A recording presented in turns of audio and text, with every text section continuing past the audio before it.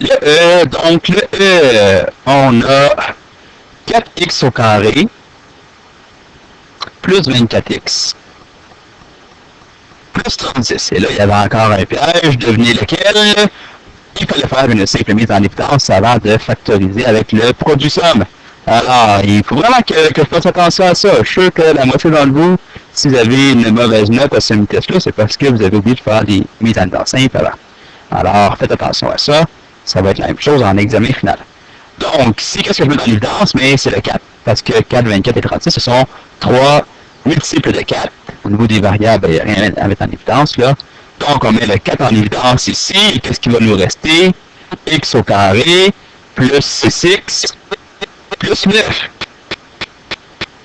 On pourrait faire un produit somme, ce qui prendrait du temps, pour rien, parce qu'en fait, il faut repérer, donc ça, c'est donner un réflexe quasiment, il faut repérer que x au carré plus 6x plus 9, c'est un trinôme carré parfait. Comment on fait déjà pour les reconnaître?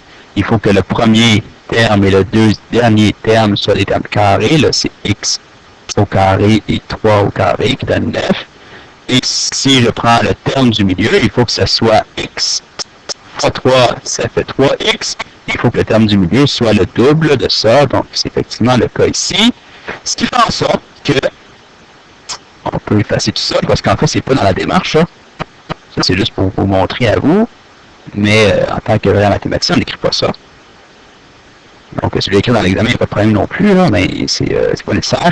Alors, une fois qu'on a repéré que c'est un trinôme carré parfait, ça ici, ben on le factorise. Alors, on avait dit que x au carré, ben c'était x justement au carré, puis que 9, c'est 3 au carré.